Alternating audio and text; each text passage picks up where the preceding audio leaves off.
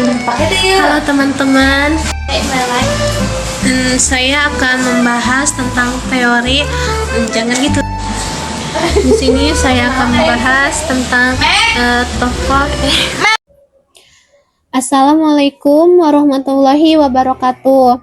Hai teman-teman, perkenalkan nama saya Mareta Prameswari.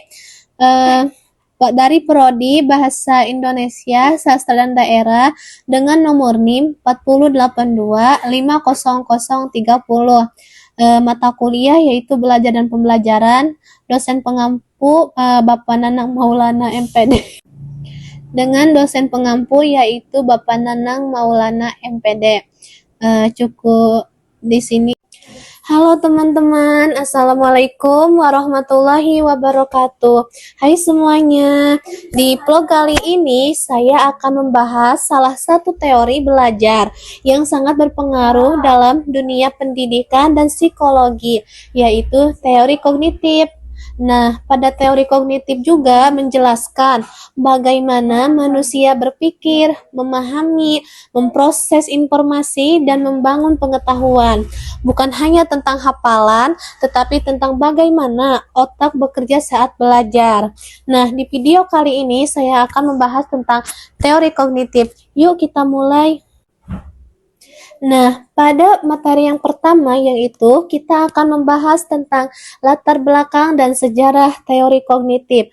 Sebelum teori kognitif berkembang, dunia pendidikan lebih dipengaruhi teori behaviorisme. Behaviorisme menekankan bahwa belajar adalah hubungan stimulus dan respon yang terikat dari perilaku luar. Namun, lama-kelamaan, para ahli menyadari bahwa manusia tidak hanya merespon rangsangan, tetapi juga berpikir, menafsirkan, dan memaknai pengalaman. Dari sinilah lahir pendekatan baru, yaitu teori kognitif yang berfokus pada proses mental di dalam pikiran manusia. Nah, teori ini mulai berkembang pada sekitar tahun 1950 sampai dengan 1970. Dikenal sebagai cognitive revolution atau revolusi kognitif. Nah, pada teori ini melihat manusia sebagai makhluk berpikir yang aktif, bukan hanya penerima informasi yang pasif. Nah, saya juga akan membahas yaitu yang kedua tentang tokoh-tokoh utama teori kognitif. Nah, yang pertama itu ada Jean Piaget. Nah, teori perkembangan kognitif Piaget menjelaskan bahwa perkembangan berpikir manusia terjadi melalui 4 tahap. Yang pertama itu ada sensori motor atau 0 sampai 2 tahun. Nah, yang kedua itu ada praoperasional yaitu mulai dari 2 sampai 7 tahun. Dan yang ketiga itu ada operasional konkret yaitu dari 7 sampai 11 tahun dan keempat ada operasional formal yaitu dari 11 tahun sampai ke atas. Nah, Piaget menekankan bahwa anak membangun pengetahuan sendiri melalui pengalaman dan interaksi lingkungan. Nah, konsep pentingnya yaitu ada 3. Yang pertama ada asimilasi, akomodasi, dan yang ketiga itu ada skema atau struktur berpikir. Nah, yang kedua itu tokohnya ada Jerome Bruner atau discovery learning. Nah, Bruner menekankan belajar akan lebih bermakna jika siswa menemukan sendiri pengetahuan. Nah, ia berpikir memperkenalkan 3 metode representasi. Yang pertama itu adalah enoktrip atau tindakan. Nah, yang kedua itu ikonik atau gambar, dan yang ketiga itu ada simbolik atau bahasa. Nah, yang ketiga tokohnya itu ada David Ausubel atau meaningful learning. Ausubel menekankan belajar harus dikaitkan dengan pengetahuan yang sudah dimiliki sebelumnya. Nah, konsep penting yaitu ada advanced organizer. Yang kedua itu ada struktur kognitif. Nah, selain itu berkembang juga teori pemrosesan informasi, attention dan memory theory, atau metakognisi atau kesadaran berpikir. Nah, yang ketiga itu ada konsep utama dalam teori kognitif. Nah, konsepnya itu ada beberapa. Yang pertama itu ada belajar adalah proses mental. Yang kedua itu pengetahuan dibangun secara aktif. Yang ketiga itu otak mengorganisasi informasi. Yang keempat itu pengalaman sebelumnya mempengaruhi pemahaman. Dan yang kelima itu ada manusia bukan penerima informasi pasif. Nah, proses belajar meliputi ada tiga. Yang pertama itu dipahami, yang kedua itu dikaitkan dengan pengalaman, dan yang ketiga itu ada digunakan kembali. Nah, skema adalah struktur pengetahuan dalam pikiran saat menerima informasi baru. Individu yang ada dua informasi dari individu, yaitu ada asimilasi atau menyesuaikan dengan skema lama. Yang kedua itu ada akomodasi, yaitu membentuk skema baru.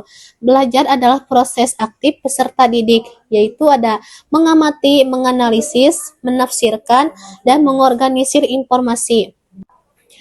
Oke, baik. Di sini saya akan menjelaskan tentang penerapan teori kognitif. Nah, dalam pembelajaran teori kognitif ini dalam di kelas yaitu ada dibagi ya, yaitu ada diskusi dan tanya jawab, problem solving, dan pembelajaran berbasis proyek, penggunaan media visual dan pengalaman langsung.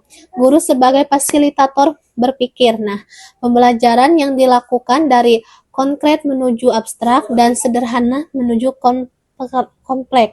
Nah, dalam kehidupan sehari-hari, teori kognitif juga bisa terlihat pada cara kita mengambil keputusan, memahami informasi, atau memecahkan masalah, belajar dari pengalaman, bahkan bisa mengingat dan mengolah data. Baik, di sini saya akan menjelaskan yang nomor 5, yaitu apa sih kelebihan dan kelemahan dari teori kognitif ini. Nah, kelebihan dari teori kognitif itu ada beberapa. Yang pertama itu menekankan pemahaman bukan hafalan.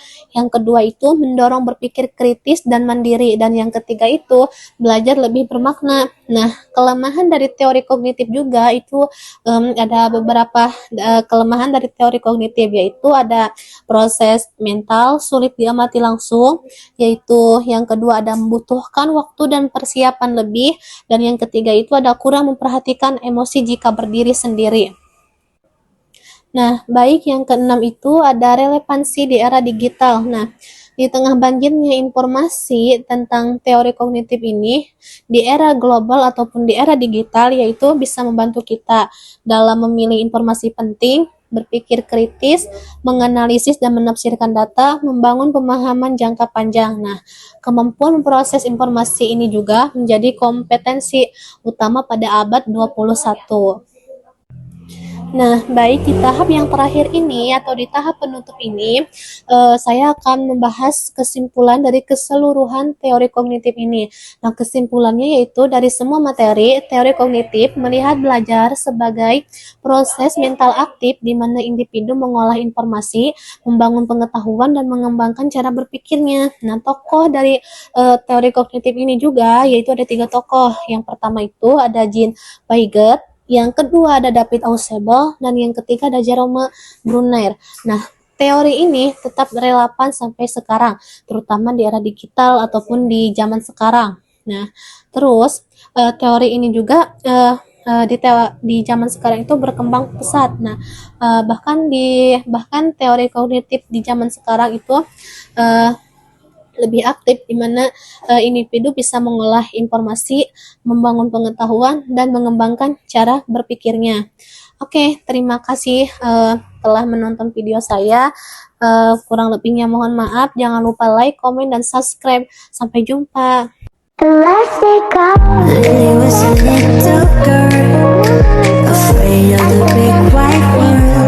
She grew up like a cat.